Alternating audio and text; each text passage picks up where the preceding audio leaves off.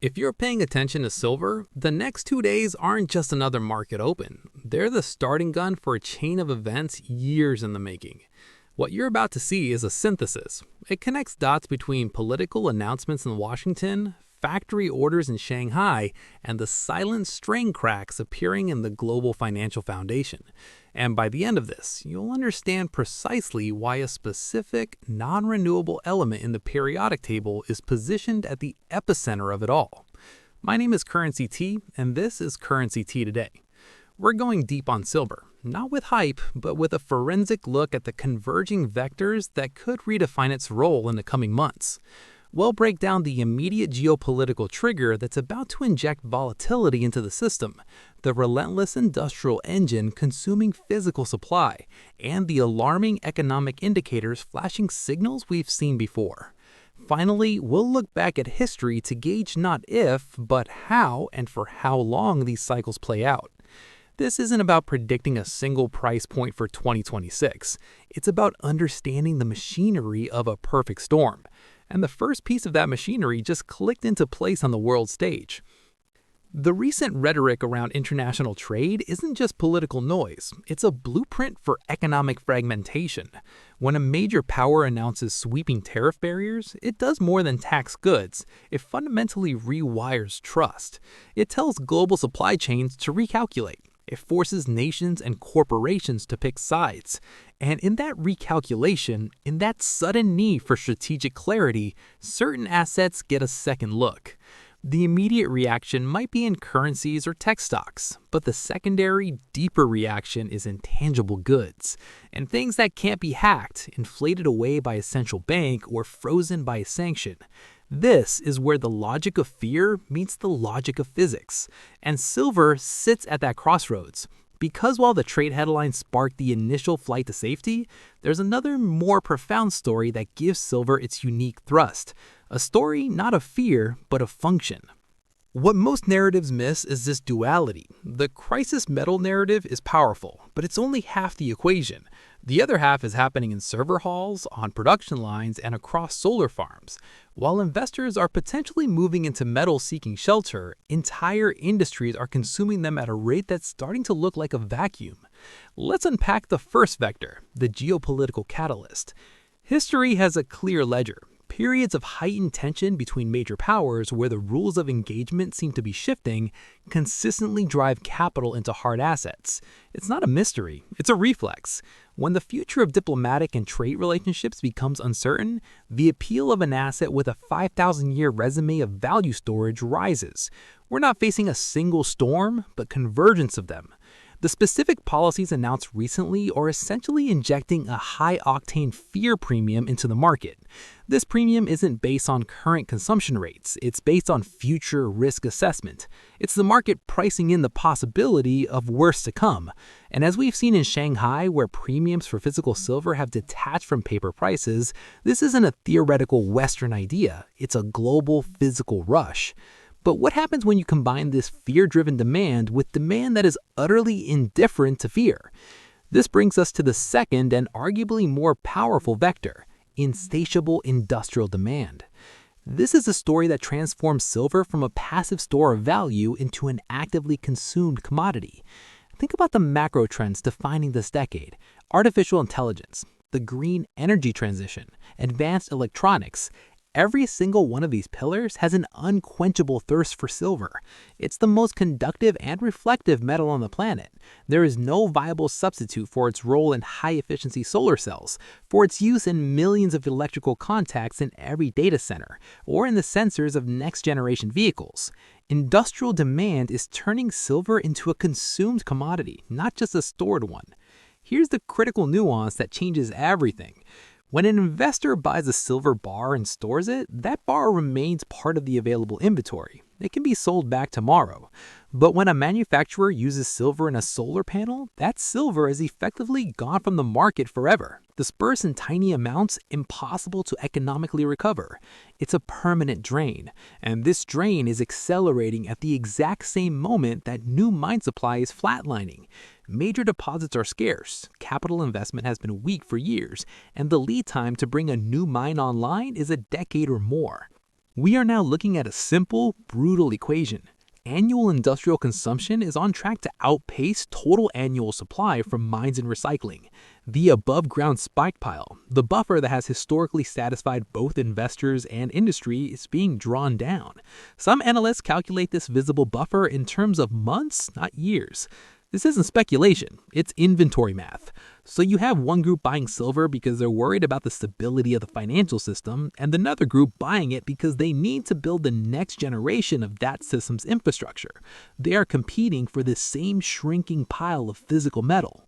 Now, what happens when the system they might be fleeing from starts to show its own alarming signals? Let's examine the third vector, the underlying fragility of the financial system itself. This is the tinder waiting for a spark. We need to look at two key metrics that often whisper warnings before the market screams. The first is margin debt. Right now, the level of debt being used to buy stocks in the United States is not just high, it's at a record high and is growing faster than the market itself. This is a classic sign of excessive speculation. It means gains are being amplified by leverage, and leverage, as 2008 taught us, is a double-edged sword. It magnifies gains on the way up, and it accelerates liquidations on the way down. When markets get shaky, margin calls force the sale of assets, any assets, to cover debts. But what's crucial is the pattern. This relentless climb in margin debt, diverting from underlying growth, has been a reliable precursor to major corrections. The second metric is corporate bankruptcies. After a period of artificial life support from low rates and stimulus, we are now seeing a pronounced uptick in the failure of large companies. The rate is climbing, echoing levels last seen in the lead-up to the 2008 financial crisis. This isn't about poorly run corner stores. This is about established, sizable firms hitting a wall. It signals stress in the real economy, not just the financial markets. It points to rising costs, slowing demand, and exhausted credit lines. The system's fragility isn't a headline, it's a math problem.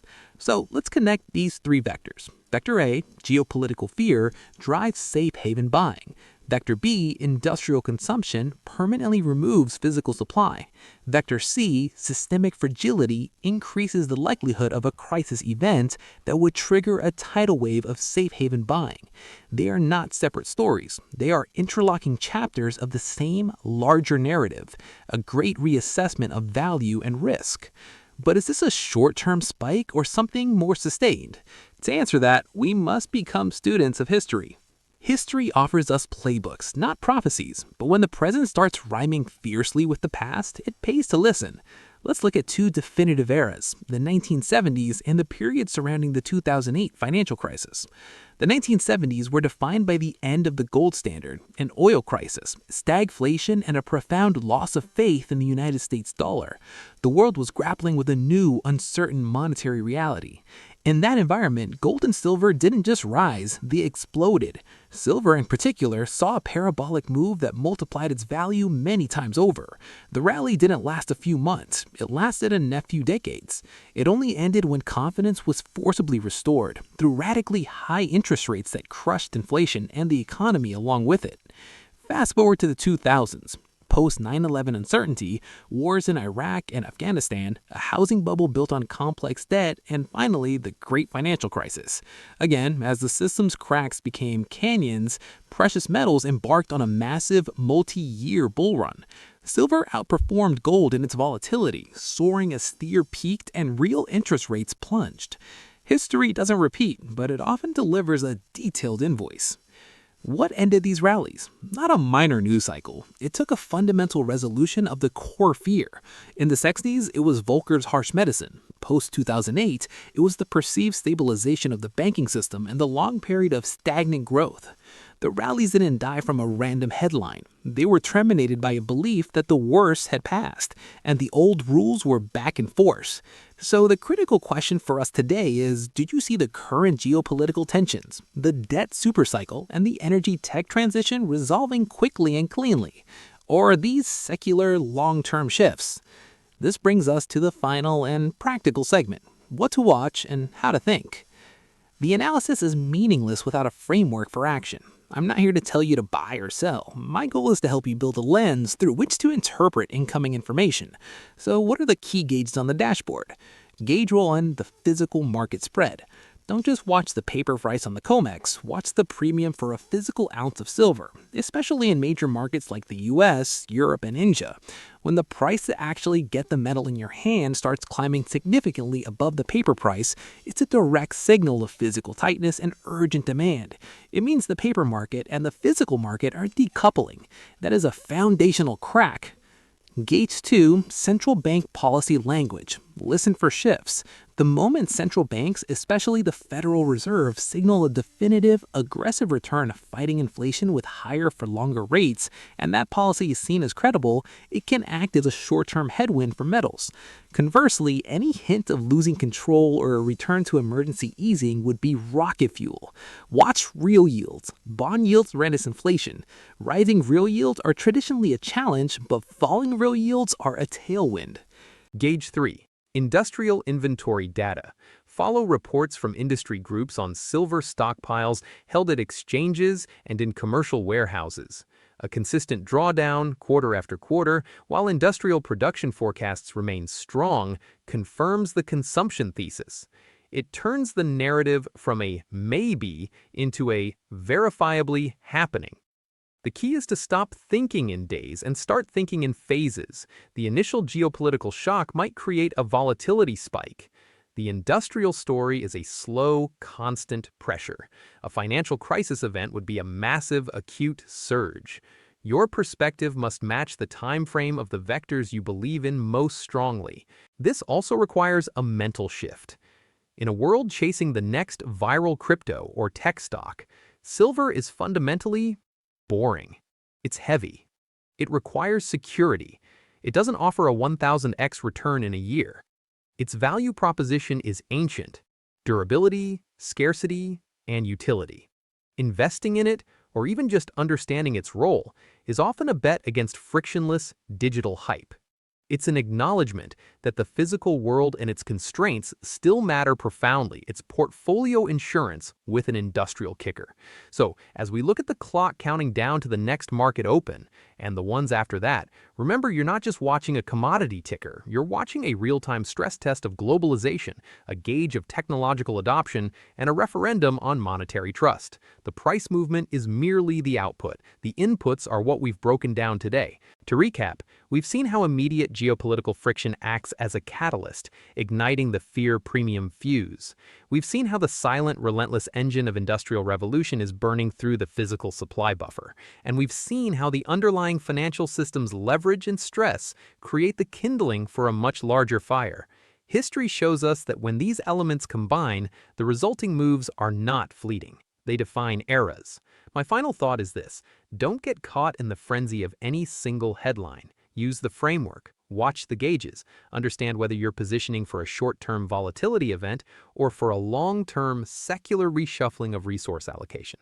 The former is a trade, the latter is a thesis. If this deep dive brought clarity and context, if it helped replace noise with a structured narrative, then the single best way you can support this channel is to hit the like button. It tells the algorithm that long-form, evidence-based analysis matters, and it helps Currency T reach more people who are tired of surface-level hype.